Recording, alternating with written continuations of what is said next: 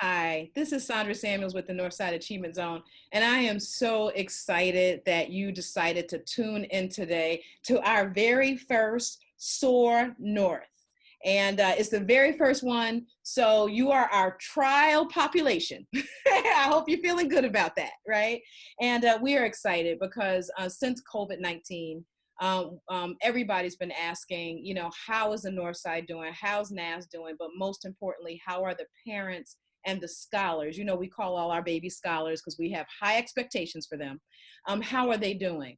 And we just decided, let's ask them. Let's find out, what's going on, what's the deal. And I already told our group of parents here today and Northsiders and just women of high esteem and regard who have been a central part of the Northside Achievement Zone, that we're just having a real chill conversation today. Like we were out having a glass of wine together or a beer and really just talking about the issues of both our community, but also our families. And of course, we're going to ultimately get to, and how are the children? They say that the Maasai warriors, the first thing they do when they greet each other is say, and how are the children?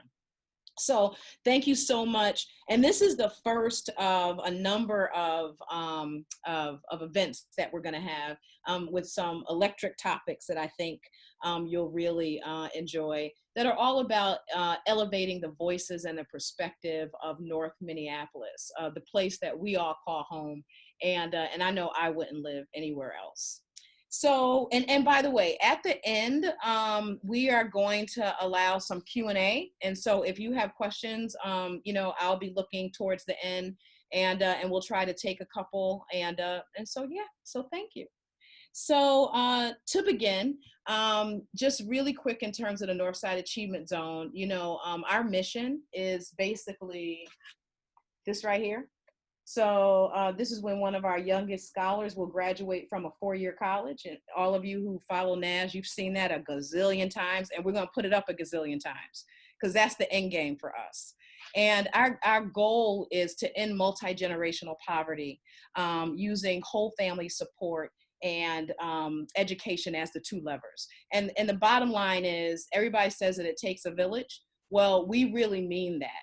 And so I got to give a shout out to our 30 some odd partners, which includes nonprofits and schools, because we have come together around housing and career and health and early childhood, K through 12, after school, summer, colleges. And then we have a whole host of parenting education classes, but we've come together with that as our one North Star. And we are, and so this pandemic for us, everybody's saying we got to work together. We're understanding how important we are to each other across the world and in our community. Well, at NAS, we've been doing this for the last decade. And because we already knew that we need each other to solve some of our most intractable issues. And the women here on the phone today, I just want to thank you all for allowing us to partner with you. I just think you are like just amazing, amazing people. And you are leaders in our community, and you're leaning in there, and you want the same thing for your children that people in Edina want, in any place. And so I just want to thank you for partnering with us and allowing us to be your partners.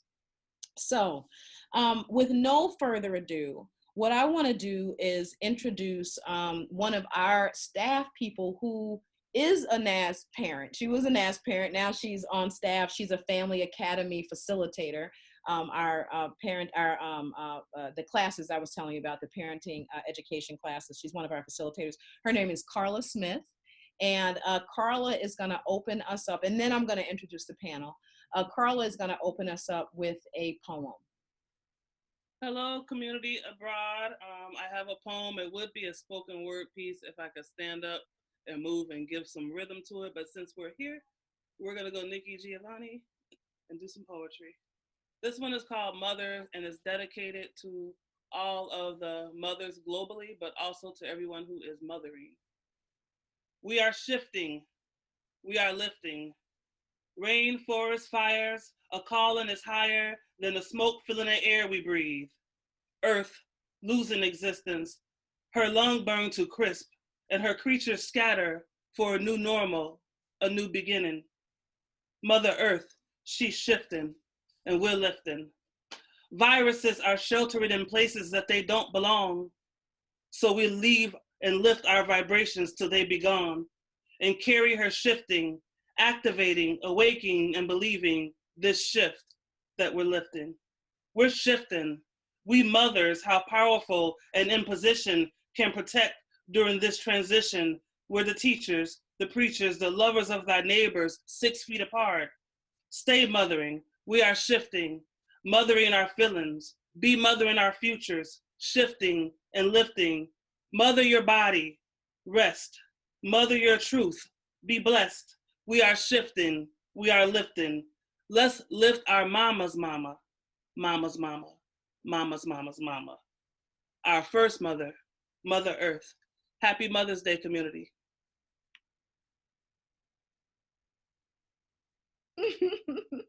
Karla, that was so amazing. Oh, wow. Thank you so much.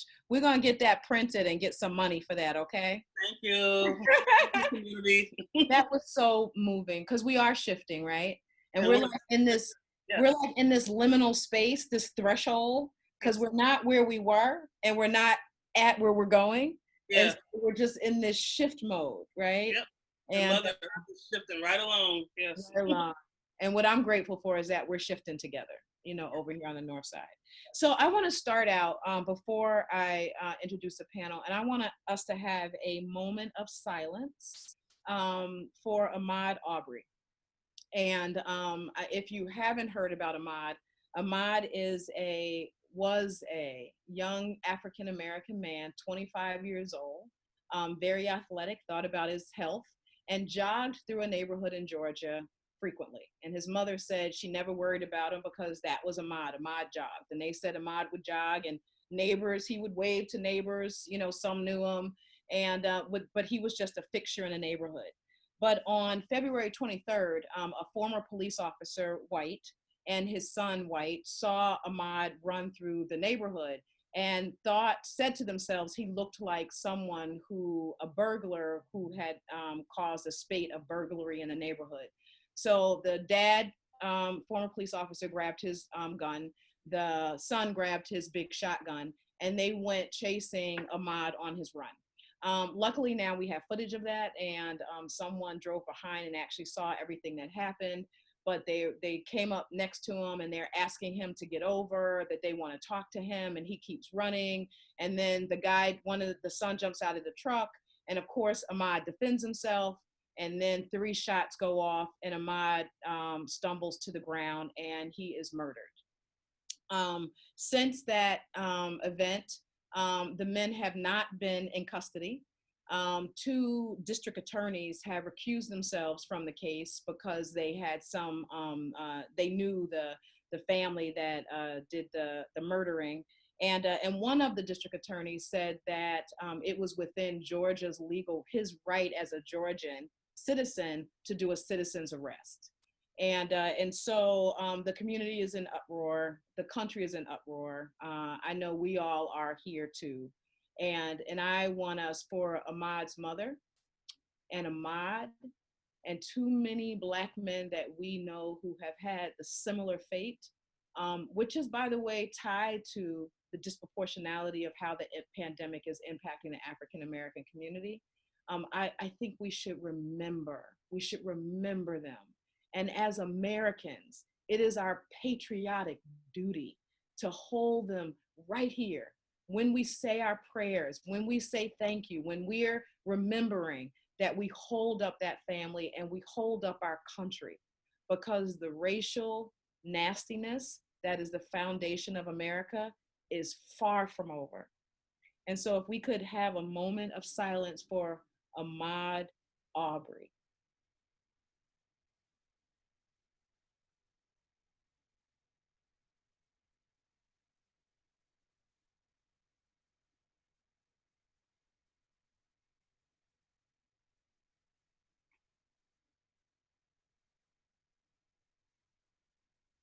Thank you. All right.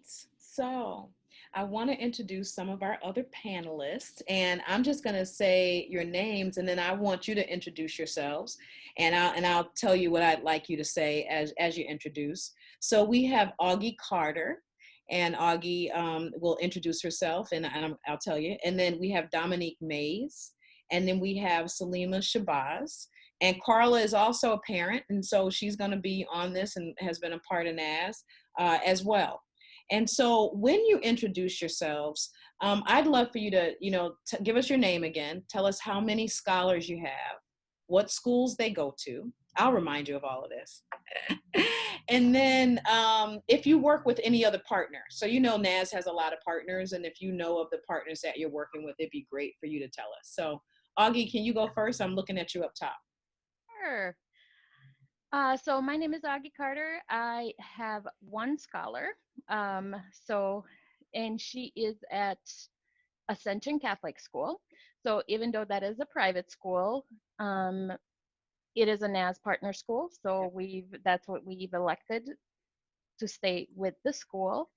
And I've been with NAS about 6 years now. Okay. And I've been at the parent board probably about 4 now. So it's a exciting time. I love working in the community, being in the community, involved in the community. So this is a great way for me to be involved and stay involved. And I currently am not working with any of the partners. But you do have a family achievement coach that you work with. Yes, absolutely. I do have a coach. And you are Ascension is a partner, like you mentioned. Yep. So that's a coach in Ascension. Yes. Okay, great. So everybody add how long you've been in NAS. That would be wonderful. And I did fail to mention that all of these ladies are leaders on our parent advisory board. So, thank you, Augie. You're welcome. Dominique, you're next. My name is Dominique Mays. I have 2 scholars, one that's at Ascension Catholic School as well. My youngest is 4. She's not in school right now. My oldest is 11. Well, should be 11 on the 4th of July. I've been in NAS, it's been a long time. Yeah. Since you guys first started NAS, I've been in NAS. Yeah. Partner with public housing through NAS. Yep, I that's a partner partner. with urban homework. That's a partner. Partner with I can't remember the other name, but I think it's with urban homework as well. It's a program that sets you up for about 2 years to pay rent and stuff. Okay. My coach is at NAS. Great. My coach is at Ascension. I'm sorry. Coach is at Ascension. Yeah. No, Yeah. Thank you. I was tracking. I love working in the communities as well. I love being in NAS. That's why I'm still here. We have a lot of powerful people, a lot of powerful voices, and I'm always willing to help and tag on. So I love you guys. Thank you. And I'm going to ask you, I know I had already asked Augie, so a couple things that we're doing during the pandemic that we're trying to provide relief. We have an emergency relief fund where we're raising money to give right to families. And so we have $100 gift cards that we're giving out. Augie knows hers is coming. We talked about that. We have the face masks that are Afrocentric, Black Panther inspired, and we're giving those out to families as well. Some families have also received Chromebooks, and shortly we're going to start providing some rent relief for families that need it most, who are working with Urban Homeworks and PPL. So Dominique, have you received any support from NAS yet? Yes, I have received a Chromebook. I received my $100 gift card. Thank you guys. I wasn't expecting that, but thank you. Yeah, I get a lot of help from NAS when I need it, if I need it. You guys are always there for me, so I'm always here for you guys. So I love you guys. That's why I'm here. Thank you, Dominique. We love you too, girl. Yeah. Okay, so next we have Selena Shabazz, and Saleemah is the whole, because it's Shabazz Salahud-Din. I got you. I'm gonna say this for you. Selena Shabazz Salahud-Din. Mm-hmm. So Okay. and a dean of the school, you got Salahud-Din. Mm-hmm. Okay, got you. That's very helpful. Now I'm wondering, moderator, if you should mute us because Saleemah's coming in a little scratchy, so maybe that would help. Okay, and so Saleemah, if you could introduce yourself too, that would be great. So my name is Selena Shabazz. I have 4 scholars, 3 currently attending mastery school, and I have one that's in a traditional middle school. I am affiliated with Mass through my advocate, so I do have a coach, partnership with Washburn. And one thing that I can really admire about the Northside Achievement Zone is that they allow me to advocate for myself and give me that support that I'm advocating for and help meet the need. I've been with NAS, well, I've known about NAS since 2015. When you all expanded, then I was able to join. And by the end of 2016, I would say, my first coach was at my daughter's early childhood daycare center, which was NCDC, Northside Childhood.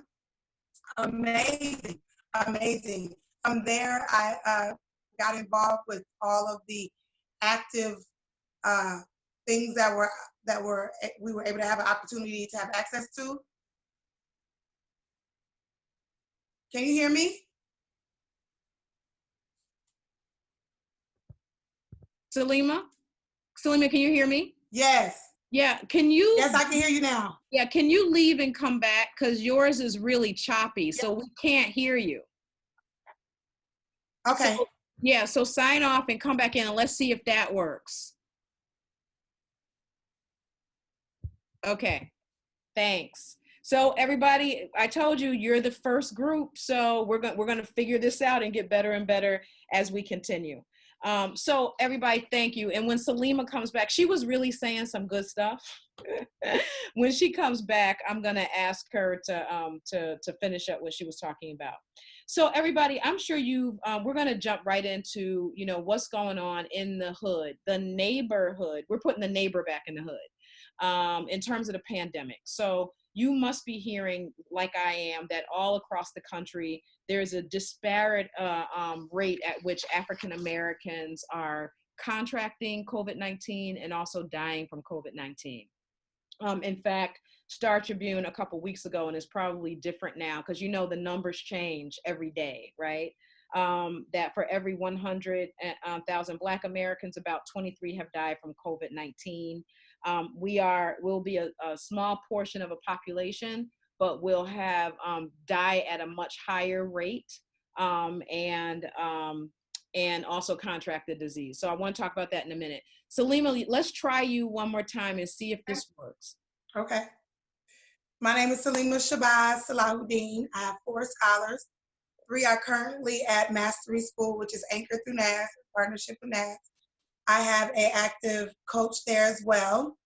I have also partnership with Washburn, actively participant, where we're getting services now through Zoom, which is great. Yes. Telemedicine. So I can't wait for my first therapy appointment that me and my children are able to attend.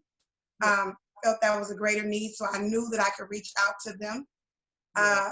I have experienced a substantial amount of support from NAS with my dreams, with my visions, and those are all cultivated through the support that is already given, the setup that NAS already has with the coaches, the lineup, the outline that is already put in place for me to fill in. And so I've been with NAS since 2017, I want to say. Okay. I've known about NAS since 2015 and couldn't wait till their expansion. So as I grew and developed, I was able to get right on in and be a part of it during my 2 youngest in early childhood education, which was at the Northside Development Center. Yes. And it's an amazing experience. And from then on, I've just had the most greatest support and opportunities to be heard as a parent and to also empower other parents and other people in the community. So this is an amazing, honorable moment. Thank you. Yes, thank you. And Saleemah, have you gotten your gift card yet?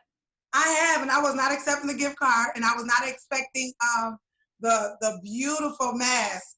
And so, yes, I got that. Yes, I got that in the Chromebook. I even got a little small one for my daughter. That was just Yeah.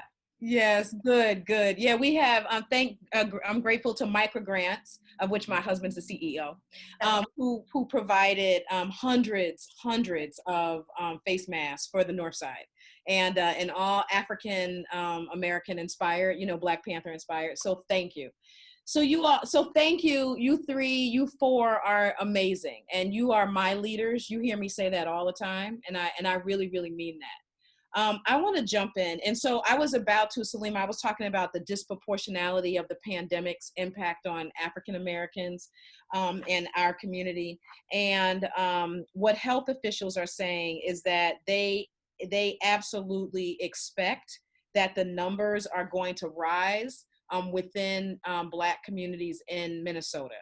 And so, we are the epicenter for every kind of disparity that there is, right? And even, the thing for me with the pandemic is it is both about being safe, right? Socially distancing, wearing masks. I want to talk about what you're experiencing in community, but it's also about the historical trajectory that have caused us to have 4 of the highest risk factors, 3 of the 4, because the 4 highest is age, obesity, diabetes, and then pulmonary respiratory diseases like asthma.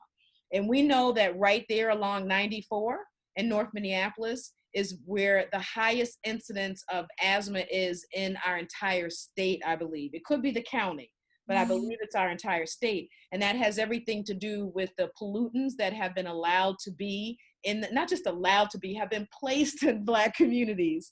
And so it's no wonder. I don't know if you all know that Northern Metal, that the scrapyard place, big over there on the north side over here, finally got closed after years of toxic emissions it was found by the court that they were having toxic emissions, and they allowed them to continue to operate. And they kept operating, and they even asked for an extension, and the courts gave them an extension. So then we disproportionately have asthma who live along that corridor, and now asthma is one of the key risk factors for the pandemic. So the connection between what happened to Ahmaud in terms of the disproportionality of discrimination based on skin color has happened systematically in this state. But anyway, I want to ask you, what do you feel like? Everybody's saying that the North Side probably needs to buckle down because it's going to hit us. What do you think? What are you experiencing? Have you heard of people contracting it? Have anybody passed that you know? What's your experience when you go out in community? Anybody? You see some people who are mindful and cautious. You see them making efforts, and then you see then you see the other extreme. A lot of what I hear is Black folks can't get it. We untouchable. Black folks don't go to Australia. Black folks don't go to Australia. If you wanna avoid the corona, you come to the hood. Oh, if you want to avoid it, come here. I heard that today. Yeah. So maybe we got some additional Black folks who are hanging out here now. No, I know. I've heard that too, Saleemah, for sure. And that's been my experience. But I do see a lot of young people congregating, like at bus stops, not just young, older. Yeah. Who also are not wearing face masks, and they're not social distancing. Anybody else? Yeah, I see it a lot on Broadway. It's a lot by Merwin's. They be so packed up there. I mean, they're all the time. Yeah, I'd be scared because I'd be thinking, what if we do get it? It's crazy how they say, I don't know if you guys noticed or heard that in China, what's going on there with the Black people there, that they are putting Black people out their places, saying that we contracting the disease. They're kicking them out, leaving them out on the streets with nowhere to go. And now in Africa, they're doing it to the Asians that's there. They're saying, since you guys are doing it to us, then we're doing it to you. And it's going crazy. It's getting ridiculous. There's been a lot of discrimination against Asian folks. But here in the States. Yeah. So everybody, I do now know 2 people, or at least one, who was actually tested and it was positive for coronavirus here on the north side. And that number is going to go up because now the testing is available. Yes. So let me ask you, how are you doing? How are the kids? So, people are losing their jobs, and they're struggling to pay rent. There is a lot more trauma happening. I mean, we are just in this, this place that nobody has ever experienced, and it causes, like, so if you're struggling already, and then on top of that, the trauma is just exploding everywhere. And so jobs, housing, insecurity, food, kids, in terms of how the kids are doing. So can you just tell me generally around those things, how are you all doing? Well, for me, over the weeks, I went through anxiety. I started noticing some of the things in my body because I am an asthmatic. And when you were just saying about North Meadows, I worked on that same block for about 8 years. Oh, Lord. My asthma was at its worst, at a photography studio over there. But I noticed a change in my body, sleepless nights, like waking up in the middle of the night, worrying about the children. I only have one, but worrying about the one, and then the one that's older who's outside. And then also just parent fatigue. There are some times throughout the day where I stop what I'm doing and I'll take an hour nap, half-hour nap, or a breather. I literally just sit down and go like this for a while. Yeah, and it's we have to be mindful of our vehicles during this pandemic as well. We have to be mindful that some of us come with pre-existing conditions already. Especially in our community with diabetes, high blood pressure, and all of those factors, and stress already, on stress from and that so I could feel it with my body. That book Grandmother's Hand, I browsed through that a little bit and try to do some of the exercises. Shout out to Resma Minicam. Yes. My grandmother. And this is for parents too, and anybody who's listening, like, take some time every day to breathe, like just to relax and breathe, because it is hard. And sometimes when you try to have that spirit, like, I got this, and just try to keep going, we watching our children, like not knowing how their mental health is. Right. I have my grandson sheltering in with me, and him doing the homework, like learning the homework. So it's a mental challenge and a physical challenge at the same time, because if we lose our mental, it'll bore down on our physical. So and you have a little one, and that's the thing. I know what schools are saying is it's a bit easier for the older scholars, but the younger ones, they're having a challenge with them actually engaging. So who else? Like, as we talk about Karla, Karla, thank you for sharing, like, the anxiety. Anybody else worried about jobs, rent, food, anything? I am. My hours been cut because I work at a school. So right now I'm just doing the emergency child care sites, and I'm only working 4 hours. So it's really hard because I'm the only one in my household right now that is the breadwinner. My husband, he stays at home with the kids and watches them. But it's very hard and stressful at times when you don't know sometimes what you're going to feed your kids, because when you go to the grocery store, there's nothing there. When you can't wipe your butts because there's no tissue, or it gets very stressful. Keep it real, Dominique. When I have a 4-year-old that is potty trained and she uses the bathroom more than anybody in the house. So and she's hungry more. She has an energetic. It's very stressful and hard. And then for Ariel, it's harder for her right now because she's so emotional, depressed, because she can't see her friends. She can't go outside. She can't do the things she used to do.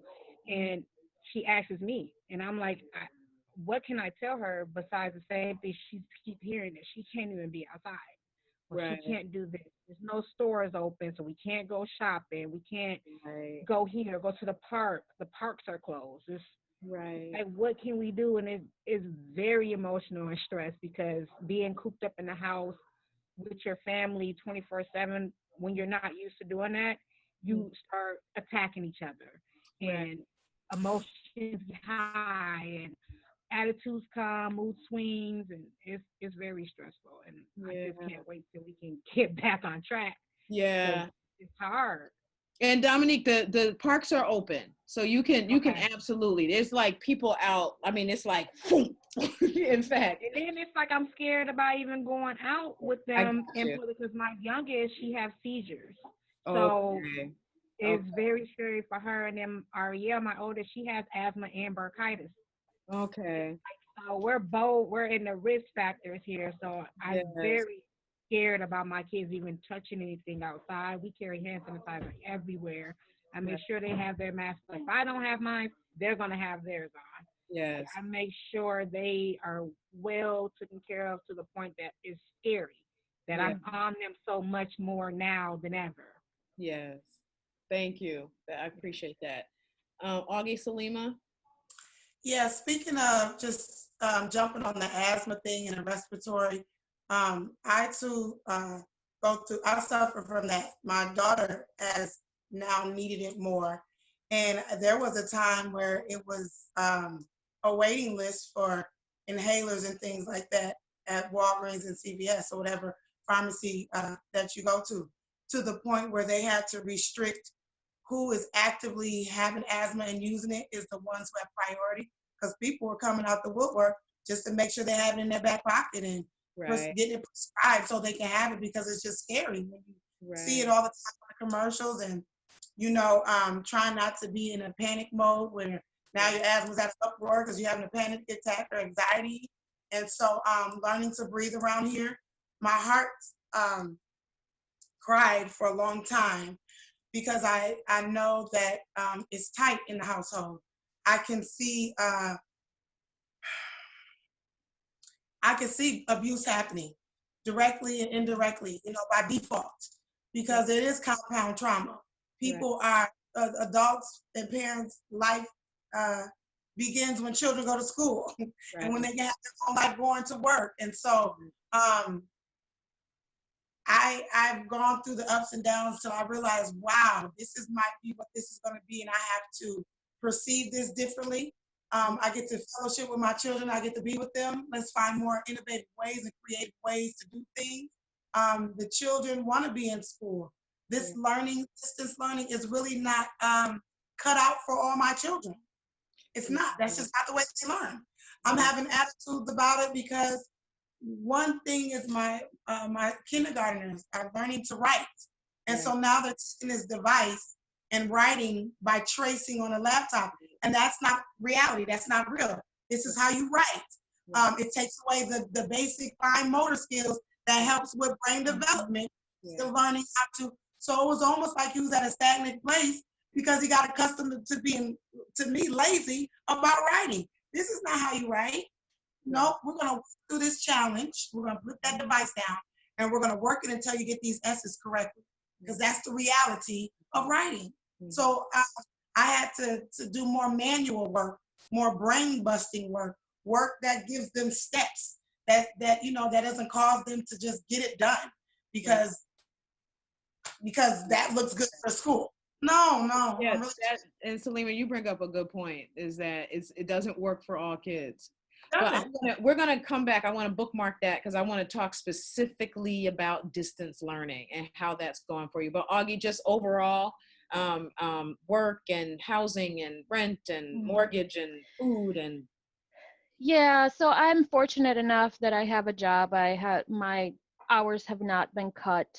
So I am working from home, which is, I've always been home based. So that wasn't a much of an adjustment, but it was an adjustment to have a child here, right? And my scholar is 11, and some things that we're learning is about this distant learning. And to Saleemah's point, just having her here is difficult because Ascension is an early start, and then she goes to an after school program, so she's in school pretty much 11 hours or educationally involved, I should say, right? Yeah. Her home is her place of relaxation. So it took us some time to get to the point that she can associate the home with school. And we're Right. still getting through that. So, but it's been challenging, I have to say, dealing with it. I've gone through depression, and realizing it and dealing with it, because one of my spots was my gym, was my Oh, sanctuary. girl. That was my release. That was everything to me, and not having that is really, really hard. And um but we tried different things and learning things about ourselves. And I'm fortunate my job does provide a little bit of a emotional support. So we have a group we can contact, so that has helped. And so yeah, I'm fortunate to have food. So I will gladly help if I can help anybody. But yeah, it is difficult mentally. It's been challenging. Yeah. It's been very I challenging. think everybody feels like that, boy, y'all. I'm telling you, just the emotional swings. So let's jump into that around distance learning. What is, and Saleemah started with it, how is that working for you? It's And not. no, yeah, no, not working. I mean, what's the challenge? What are the greatest challenges? And you already said some of them. So what are some other challenges? And by the way, what people are saying is that all that distance learning is really for a certain type of family, and not just that, and it does get into income and things of that nature. But like if you have a big house, you can spread out your kids in all different rooms, right? And if you don't have a big house, Right. whether it's you and we have neighbors like that, then how, and you have more than one child or even one child, where do you space them out, and not having, Dominique, I think those are probably noise blocking headphones. Not everybody has those, but tell me, how did distance learning is going? What are the challenges? Ooh, I, it's a pushy approach. It was a pushy approach. Like, wait a minute, hold on, let me breathe real quick. I don't Send me some packets. Let's negotiate how this is supposed to happen. I don't allow my children to have devices like that in my house like that. Anyways, they play board games, they read books, they arts and crafty. So that was like a bum rush for me. They don't see it as a say learning station. They see it as games playing. Right. And then you want 6 hours to commit. I'm not a teacher, is what some people say. Now, I homeschool personally, so I had to readjust and buckle down. But then I started learning my children's the way that they learn, and it's different. Even I'm fortunate to have a big house, but then even separating the rooms, I have to go everywhere. Then I have to place them up. So I've been adjusting and readjusting and readjusting. The teachers are pushy. The school is pushy because I'm sure they got somebody that's pushing them to meet their whatever status quo, whatever. But it's like, no. I think you guys need to hear from us more. I think we should have more of an option. So it didn't get to about week 4 or 5 where there was an option if you can have. Even with Minneapolis Public Schools, they were just pushing the laptops. And then when the delay got so great, my daughter, she got it a week and a half ago. That means she already missed out on 3 weeks. I'm not giving this laptop. She just got it, Saleemah? Yes, and this is Minneapolis Public Schools. Okay. So once that happened, when you go pick up your lunches, they started having bags where you could have gym stuff like hula hoops and balls and things like that. And then they started to have packets where if you haven't got your laptop, at least you can have some base learning. And then some people give their laptops back and just get the packets instead because the laptops are a headache. It's just a lot of adjusting and readjusting, and I just formulate my own plan and then advocate for that. So this is what we're going to do, and this is how you're going to support me. Right. Well, let's hear from some other folks. Challenges. My challenge is, Ariel, her teacher is amazing, I can say. She has her work down pat. She gives a daily schedule every day. I can see it myself. I can see all the work my daughter does if she doesn't do it. So I want to give a big shout out to Mrs. Miller at Ascension because she's the best right now. And by the way, a lot of other parents are going through. Dominique, everybody, this is Teacher Appreciation Week. Yes. So everybody, let's give it up for the teachers. Yeah. Okay. So go ahead, Dominique. I'm sorry. So yeah, she's been a very big help at teaching and having her schedule down pat. But at times, our internet fails, or her computer is dying out or falling, or something's wrong with it. It's something. So it's very frustrating about that because sometimes she can't get her work in on time when she needs to, and it's very frustrating. My challenges at home with them, I don't have a big house, so it's very stressful because my 10-year-old and my 4-year-old, they fight like cats and dogs. Like, they don't have anything in common. They're 8 years apart. So when Ariel's time for her to do her schoolwork, Ariana comes in and interrupts, and it's so frustrating because she can't get stuff done sometimes. We have to, my husband will have to take Ariana and outside on the porch sometimes. It's like very confusing, and I don't just, I don't understand. Like, it's just a headache because some kids or some parents, they don't even have internet. So they're giving out these Chromebooks and these laptops, and some kids don't even have the means to even get the internet. So it's very hard for parents that don't even have that. So I feel for them because they don't have the means to get that, and they don't understand that this district learning is very stressful and it's hard for most parents. And it might be easy for some, but for me, I have a couple of challenges here and there. But with the schoolwork with Miller, that's not a challenge for me. That's, he has it down pat. So that's one thing I do. But with the internet and the Chromebook, yeah, it's a headache because my kids fight over it, and we don't like technology in our house like that either because hey, it's too much.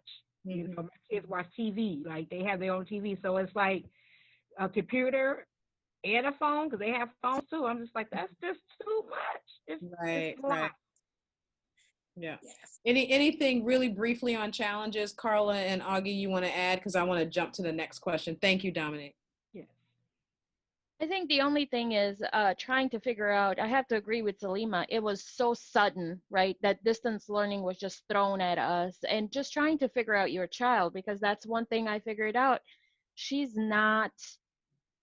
can't follow. She needs a checklist. It took us 3 weeks to figure that out because I'm like, why aren't you doing the work? I know you can, right? So that was probably the most challenging things. And she just as introverted as she is, she also loves her friends, right? So missing that, and now she's dealing with the depression that I wasn't even aware of. She actually told her teacher. So it's a lot of things that are it's been a challenge to figure that out, but we're working through it. We're doing the best we can. So, Karla, anything to add? Well, last year I was at a conference and we were talking about early childhood and brain development, and we were talking about devices, and how we tell our children that they can't use the devices so much because of whatever reasons, because they're not good for you to use a lot, and then we ended up giving it to them. But my case is different, is that my scholar sees me on my device a lot, and he's like, why not? He's pre-K. So he's like, how come I can't have that much, that much computer time like you're having? So that, and then just my scholar feeling my energy, and then it project into him. So this morning we made a love commitment to instead of, because I've been noticing him doing his little yelling, like stress. Kids get stressed too. So we have this thing now where we won't be mean to each other, even though my being mean is like, you can't use that. Right. So his being mean is screaming, why not? I hate you. Stomping, or so just a little bit of aggression, but we figured out how to keep steady with communicating about, and apologizing, like, you know what? I shouldn't be ignoring you. Another thing is like, why are you ignoring me, mom? Mom, why are you ignoring me? And like falling out in front of the floor. So feeling like the child is learning the new normal as well, you know, like and Karla, you bring up a good point, because you're working full time at home. yes. Right. So then if you're working and you're trying to do that, so Yep. yeah, thank you for bringing up that point. Yep, I think another thing to think about is I feel that in our schools, at least in my experiences, our schools use the devices for fun time, right? To play a game or to, you know, search and do a project. Whereas somewhere else, they may be using computers on a regular basis to do the classes, to submit their homework. I know plenty of schools that use iPads to just submit all their work, right? Right. And it's not, so that's why it was hard for my child to get adjusted, make that adjustment to wait, I have to actually do something on this computer, not just play a game. I have to do my spelling and do my reading and all that, and my teacher is watching me. So I think that's a big change for our children here, because I don't think our schools do provide computers as a learning tool, right? Yes, it's more of a fun.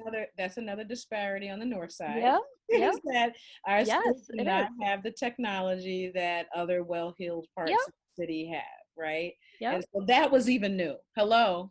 Yeah. I also want to appreciate you all, because you are teachers now. So this Teacher Appreciation Week, give yourselves a round of applause.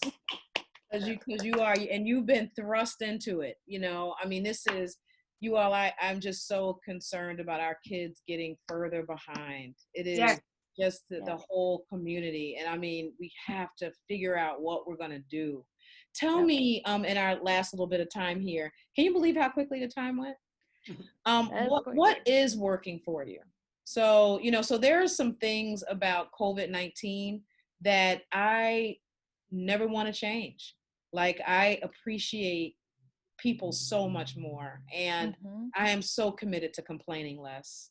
Yes. But as you think about your children and what this change has brought on, what are some things that work? And Dominique did share some things that do work about the distance learning. And Dominique, I wish every teacher, that's my prayer, would be like the one you described. Miss Miller. Miss Miller. Yeah, she's the older teacher, so.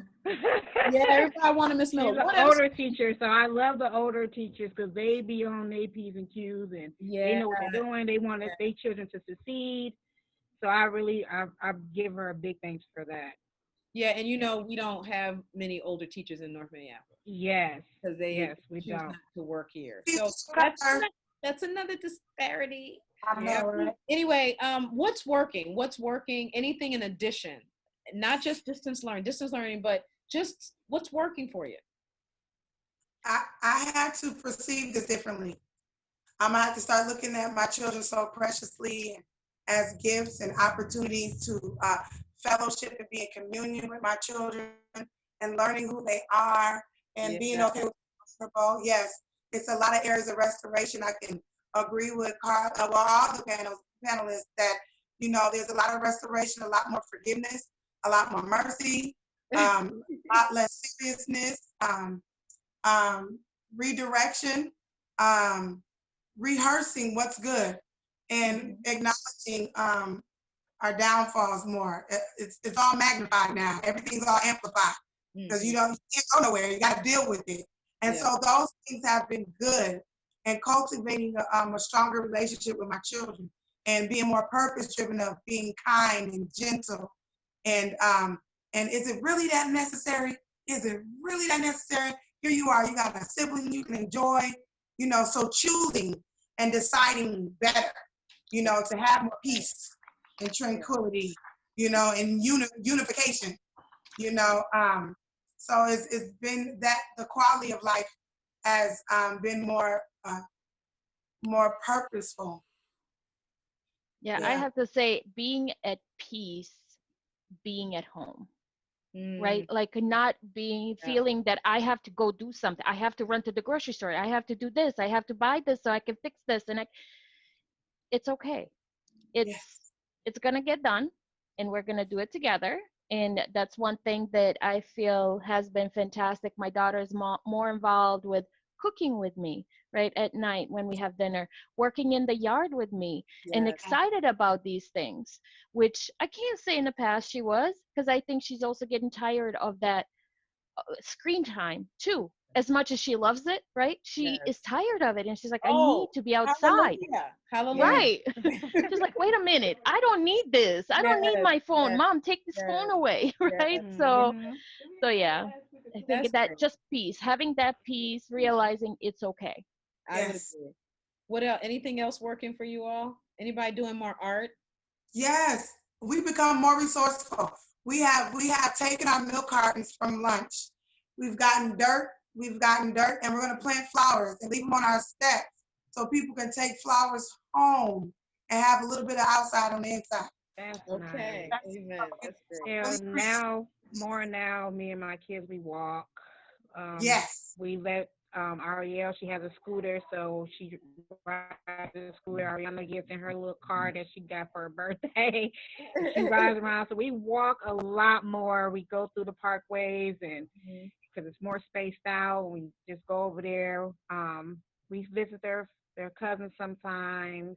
We go for Dairy Queen. We play games. We make Rice Krispie treats. So we starting to do more family activities since we're at home more. And my kid as well, like what Augie said, like she's tired of the phone, the laptop. Like soon as she's done with her work, she's off of it. Like she doesn't even want to get on it. And she's like, Wow. I got a headache, Mom. I said, why? She said, because of this computer. I'm like, Yeah. oh, okay. Well, give yourself a break because it's something different that she learning to adjust. She doesn't like it, but she's like, I have to do it for now. So I'm like, yeah, hopefully. And she asks me every day, like, Mom, are we gonna have school the upcoming Yeah. year? And I'm like, that's what I'm trying to figure out. Like Right. I want you to be back in school. I want to go back to work. I want to go see my kids at my school. Like I miss them as well. So I know the feeling. Like so I Yeah. try to lift her up because she's very depressed, and I can see it. Yeah. She's not the same energetic child that she used to be. So, and Mm. I know that it's something that's messing with her, and this Yeah. corona is messing with everybody. Yeah. Yeah. And our partner at Washburn Children's Center, they are absolutely taking NAS families, Dominique. Oh, okay. I So, didn't know that. so yeah, there. Look, yep, Saleemah was talking about that. Talk to your coach. And Yeah. everybody's Okay. talking to your coach, right? You're talking to Yes. your coach because so the NAS family achievement coaches are leaning into families and, seeing what you all need. That's what I want to do. We have a couple minutes to close. And they will do Zoom. The advocates, the coaches will Zoom. You can see your coach too. They will do Yes. Zoom. Good, Yep. good. Um, so at NAS, so we're going to continue. We're raising money. We're going to continue to give $100 gift cards to Northside families and NAS families, but you don't have to be NAS. We're talking to our partners around. Do you have families that have a big need, right? Because this is about our whole community. $100 gift cards. We're going to give away thousands of dollars in that, and then again supporting with rent relief. And then where's my mask? I don't know what to do with my mask. Oh, I dropped it. Oh, here it is. And then we're giving out the masks. We still have some Chromebooks, but what else? If you could think of what else would you need to make the the distance learning work, your lives work, what might that be? So I thought about something innovative. I thought about a way that maybe even us as parents can start, where there could be something that is virtual that we could connect with our families to have some social gathering. Because I love to see you guys. Any chance I'm able to see Dominique and Augie and them, I'm on it. Like, let's do it. Yeah. And people want to create, people want to be involved. Yeah. I think it's something we can do where we're even involving the children. I would like to dive more into the NAS classes that we're having, where the children have some involvement in the classes. I like that. Present more, which will show throughout the week. We have to engage to be able to come with this to present as a family, not just the parent, but the children as well. I got so you. That is cultivating more fellowshipping and more gatherings and more connections and more purpose-driven ways that we can just come together and give our best, you know? Yeah. And I think that'd be good. Anybody else in terms of, and you can say money, money, rent, food, That's what? definitely what I was gonna say. Okay. Because we need help, like, because I'm the only one that's making the money right now, and it's not enough. Yeah. And I pay rent. I don't pay utilities, so thank Jesus on that. But my rent is not. It's not as high either, but I still need to make ends meet because I have to buy food, I have to get my kids clothes or shoes or underwears, stuff that they need, essential stuff that they would need. Yes. And it's kind of hard because right now it's I have to balance out some money. I either do I feed my kids or do I pay my rent? Right. So it's like, which one am I gonna do? And right now, I didn't pay my rent, because I had to feed my kids. Like, so Right. I'm in a hard place right now, So Right. it's like I will go without eating before I let my kids go without eating. So I've been there a couple times, or relying on the school lunch that comes. Yep. Yeah. I get school lunches from here on Fridays. Sacrifices. I'm gonna, Augie, did you want to say something? I would say if we can get a break on the internet, a quality internet access so that we can have Zooms for our children and these meetings like this, so we can have more people on and have more virtual socializing for as long as we have to. Now, so you're saying more internet, but you all have internet, right? Is there? I would say a break on it, right? Because internet, if you want a high-speed internet, it's a lot of money. Gotcha. And some of us struggle with that too. I mean, I'm still working and I'm struggling to pay the internet bill, but I need it to work, right? So I got you. Okay, that's a good point. And then there are some that still don't have it. So everybody, close, because I want to let people go at 4:30. You all, thank you so much. You are like the best panel ever, and you are the very first. I so appreciate you doing this. I think we did a good job. I think we did too.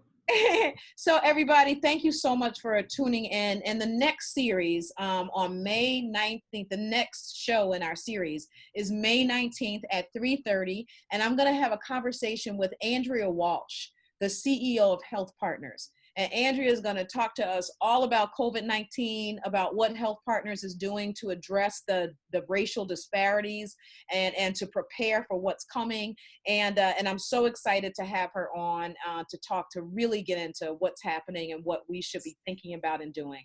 And if you're interested in donating to NAS, this is Give at Home Men. And so you can go to our website and give a gift, because we are going to continue raising funds. I mean, like, our families need money right now for a myriad of different things. And just thank you so much for joining us today. We need each other. There is, and I'm, and you all can say it with me, we shall overcome. Yeah. I do believe deep in my heart, we shall overcome. Thank you, and create a great afternoon. Thanks, you all. Thank you, everybody. Thank you. Bye, family. Bye. See you, families. Augie.